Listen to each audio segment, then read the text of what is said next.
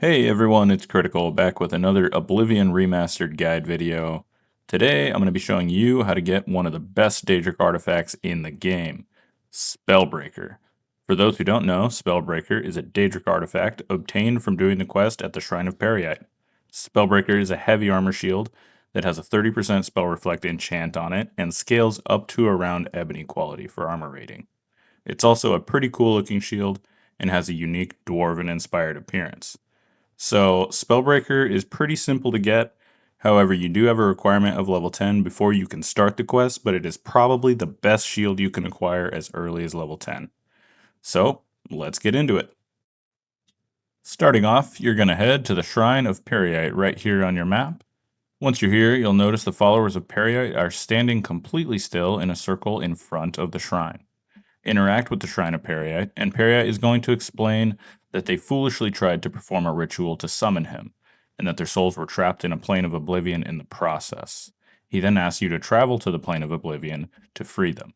He asks you to speak with them again once you are ready to head into oblivion to find their lost souls. Once you're ready, interact with the shrine again to go to the plane of oblivion. Once you're inside, this is pretty much just like any other Oblivion gate, except you don't need to grab the sigil stone at the end. Simply progress your way through the plane and find each soul. There will be markers for all of them on your compass. The plane of Oblivion seems to scale to your level like any other gate. The enemies will be based on where you're at in the game. You'll notice I'm running into mostly Zivali and Spider Daedra since this is a high level character.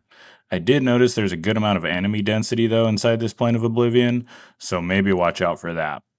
There is a small cave system in the map to work your way through, but can be completely avoided with some jumping involved. None of the lost souls are inside that cave system, so if you don't care about loot from enemies, you don't need to go inside.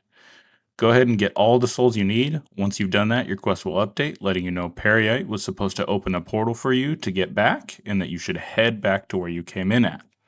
Go ahead and take that portal and head on back. Now that you've returned to the mortal realm again, simply speak to Periite one more time and he will reward you with Spellbreaker. It's a pretty straightforward quest that you can do relatively early in the game, and like I mentioned before, this is one of the best shields you can get in the game, and probably the absolute best shield you can pick up at level 10, considering you're strong enough to fight a good amount of Dremora at your level scale. And another great thing to note is that unlike in Skyrim, you don't need to be actively blocking for Spellbreaker's enchantment to be active. It simply adds a passive 30% spell reflection to your character. Before we end the video, I want to add that there's a pretty cheesy strategy you can use at the Shrine of Periite before you complete the Spellbreaker quest. If you haven't yet completed the quest, the followers of Periite with their souls trapped in Oblivion can be hit without taking any damage, running away, or dying. So you can technically farm your combat skill EXP on these folks. I never do it just because it's a little too cheesy, but it is an option if you wanted to do a little power leveling easily. Alright guys, I hope this guide video was helpful. If you enjoyed the video, hit that subscribe button and drop a like. Let me know in the comments if you'll be using Spellbreaker in your playthroughs and if you agree that it is the best shield you can get at level 10 and possibly one of the best shields in the entire game. Also, I just started a master difficulty playthrough series, so if you want to see how that absolute pain and chaos is going, head on over to the channel and check it out. Thanks for watching everybody, and I'll see you in the next one.